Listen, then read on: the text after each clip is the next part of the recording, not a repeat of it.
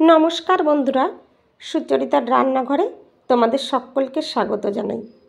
আজকে আবারও চলে এসেছি তোমাদের কাছে একটা নতুন রেসিপি নিয়ে। আজকে আমি তোমাদের সঙ্গে ডালের বড়া দিয়ে সজনের ডাঁটা আলুর রেসিপি শেয়ার করে নেব। এই রেসিপির জন্য এখানে আমি নিয়ে নিয়েছি সজনের ডাঁটা আর আলু। ডাঁটাগুলো এখানে আমি খোসা ছাড়িয়ে লম্বা লম্বা করে কেটে ধুয়ে পরিষ্কার করে নিয়েছি। আলুগুলো ডুমো ডুমো করে কেটে ধুয়ে পরিষ্কার করে নিয়েছি। এদিকে দেখো 100 গ্রাম বুটের ডাল আমি 2 ঘন্টা জলে ভিজিয়ে রেখেছিলাম। ভেজানোর জন্য দেখো কতটা বড় বড় হয়ে গেছে ডালগুলো।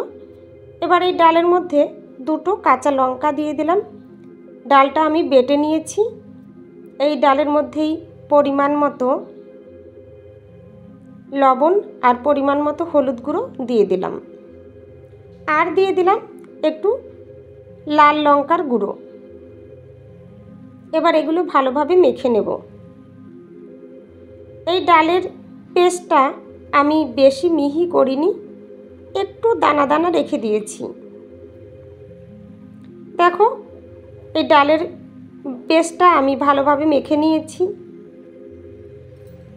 এদিকে আমি রান্নার জন্য মশলাটা রেডি করে নেব। নিয়ে নিলাম কাঁচা লঙ্কা বাটা, একটু আদা বাটা নিয়েছি।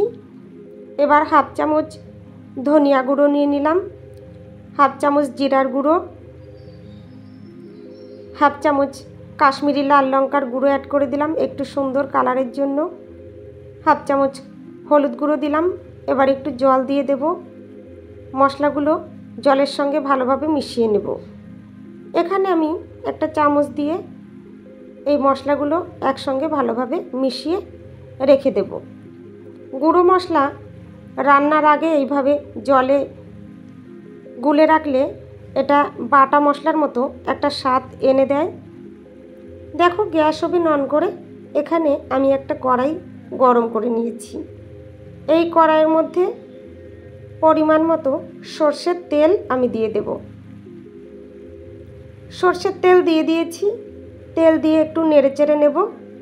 এই সর্ষের তেল কড়াইয়ের গায়ে ভালোভাবে লাগিয়ে নেব।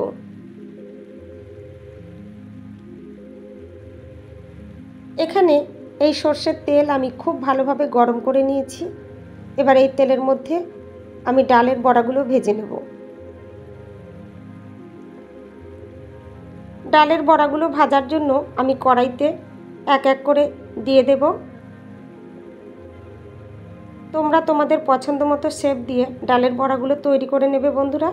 দেখো আমি মিডিয়াম সাইজের করে ডালের বড়াগুলো ভেজে নেব।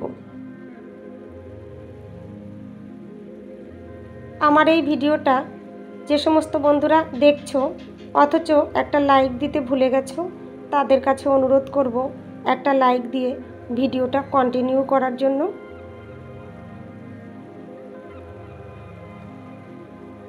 এখানে আমি এক এক করে ডালের বড়াগুলো দিয়ে দিলাম।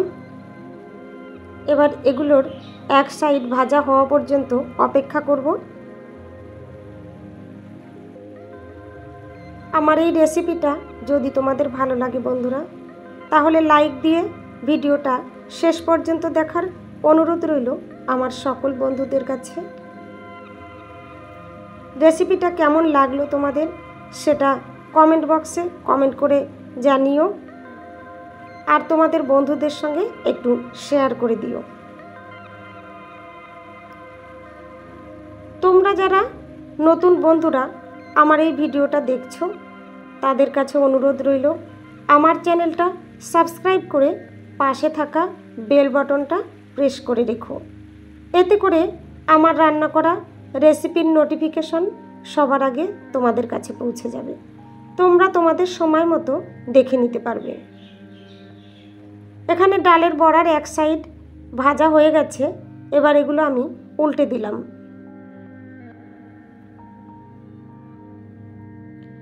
এবার এই ডালের বড়ার অন্য সাইডটাও আমি এরকম লাল লাল করে ভেজে নেব।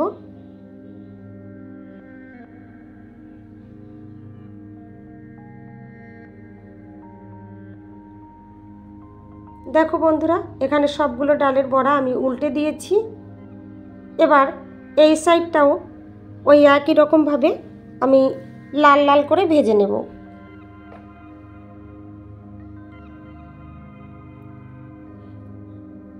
এই সময় গ্যাসের ফ্লেম লো টু মিডিয়ামে রেখে আমি ডালের বড়াগুলো ভেজে নিয়েছি। গ্যাসের ফ্লেম হাইতে রেখে ডালের বড়া ভাজলে এই বড়ার ওপর দিয়ে তো লাল হয়ে যাবে, কিন্তু ভেতরটা কাঁচা থেকে যায়। তাই এগুলো ভাজার সময় গ্যাসের ফ্লেম লো টু মিডিয়ামে রাখতে হবে। দেখো, ডালের বড়াগুলো আমি ভেজে নিয়েছি। এবার এগুলো আমি নামিয়ে নেব। এখানে আমি ডালের বড়াগুলো ভেজে নামিয়ে নিলাম। বাকি ডালের বড়াগুলোও আমি এইভাবে ভেজে কড়াই থেকে নামিয়ে নিলাম।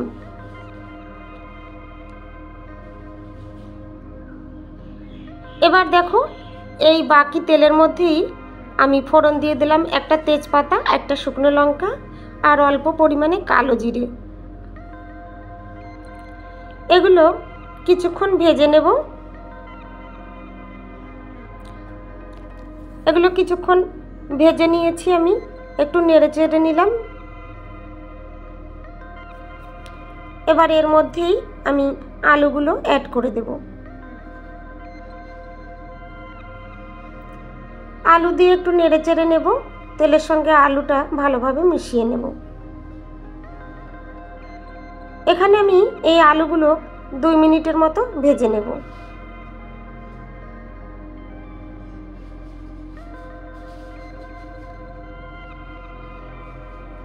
এখানে আমি 2 মিনিটের মতো আলুগুলো ভেজে নিয়েছি।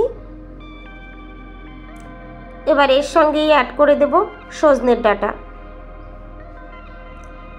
দেখো, সজনের ডাঁটা অ্যাড করে দিলাম। এবার সজনের ডাঁটা দিয়ে আবারও কিছুক্ষণ নেড়ে চেড়ে নেব। আরও 2 মিনিটের মতো আমি এগুলো একসঙ্গে ভেজে নেব। এই সময় এর মধ্যে স্বাদ মতো লবণ অ্যাড করে দিলাম। লবণ দিয়ে একটু নেড়ে চেড়ে নেব। লবণ ডাঁটা আলুর সঙ্গে ভালোভাবে মিশিয়ে নেব।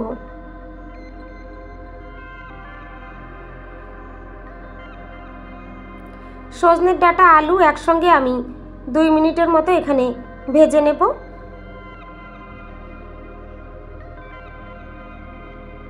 এবার দেখো, এর মধ্যে যে মশলাটা আমি জলে গুলে রেখেছিলাম সেটা অ্যাড করে দিলাম। মশলা দিয়ে আমি কিছুক্ষণ নাড়াচাড়া করে নেব। মশলা আমি সব কিছুর সঙ্গে ভালোভাবে মিশিয়ে নেব।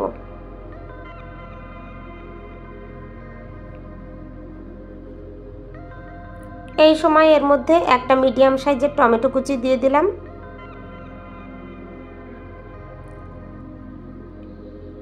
টমেটো দিয়ে আবারও কিছুক্ষণ নেড়ে চেড়ে নেব।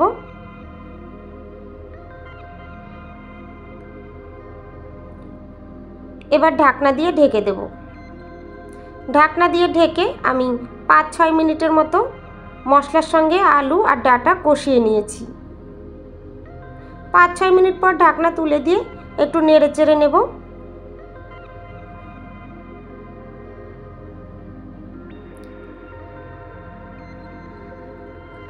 আবারও একটু ঢেকে দিলাম। আরও 3-4 মিনিটের মতো ঢাকনা দিয়ে ঢেকে আমি রান্না করে নিয়েছি। মোট 10 মিনিটের মতো মশলার সঙ্গে ডাঁটা আলু আমি কষিয়ে নিয়েছি ঢাকনা দিয়ে ঢেকে।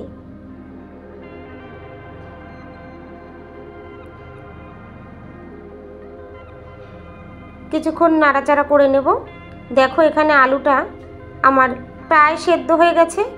বাকি আছে যতটুকু ঝোলের সঙ্গে সেদ্ধ হয়ে যাবে।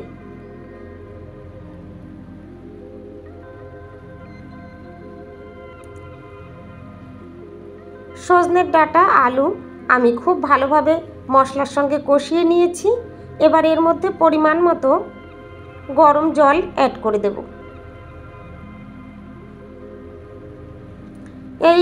এর মধ্যে আমি গরম জল অ্যাড করে দিয়েছি পরিমাণ মতো।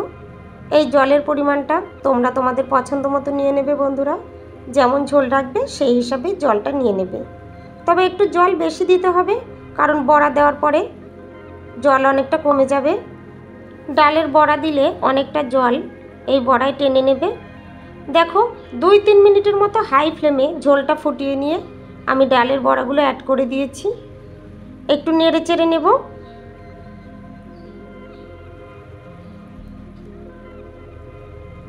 দেখো এখানে আমি কিছুক্ষণ নেড়ে চেড়ে নিলাম। এবার ঢাকনা দিয়ে ঢেকে দেব। ঢাকনা দিয়ে ঢেকে 6-7 মিনিটের মতো রান্না করে নেব। 6-7 মিনিট পর ঢাকনা তুলে নিয়েছি। একটু নেড়ে চেড়ে দেব।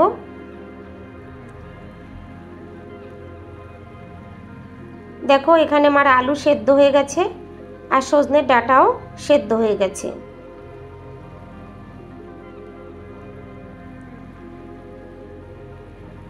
এই সময় এর মধ্যে আমি একটু ভাজা জিরের গুঁড়ো অ্যাড করে দেব। শুকনো খোলায় আমি জিরে ভেজে নিয়ে সেটা গুঁড়ো করে রেখেছিলাম, সেই গুঁড়োটাই আমি এর মধ্যে অ্যাড করে দিলাম। আর দিয়ে দিলাম একটু চিনি। এই নিরামিষ রান্নার মধ্যে একটু চিনি দিলে খেতে বেশ ভালোই লাগে বন্ধুরা। একটু নেড়ে চেড়ে নেব। আরও 2 মিনিটের মতো রান্না করে নেব।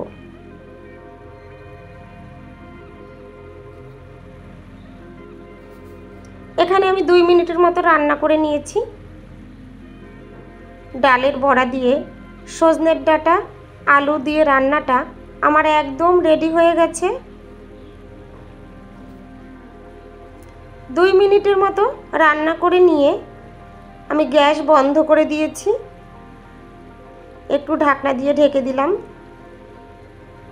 মিনিট খানেক পর ঢাকনা তুলে নিয়েছি। রান্না একদম রেডি। এবার এটা আমি নামিয়ে নেব। এখানে আমি নামিয়ে নিয়েছি। দেখো বন্ধুরা কালারটা কত সুন্দর হয়েছে। এইভাবে তোমরা তোমাদের বাড়িতে রান্না করে দেখতে পারো বন্ধুরা। আশা করি তোমাদের খুব ভালো লাগবে। অনেক ধন্যবাদ বন্ধুরা আমার এই ভিডিওটা শেষ পর্যন্ত দেখার জন্য, আমার পাশে থাকার জন্য। আজকের মতো এখানেই শেষ করছি। আবার চলে আসবো একটা নতুন রেসিপি নিয়ে।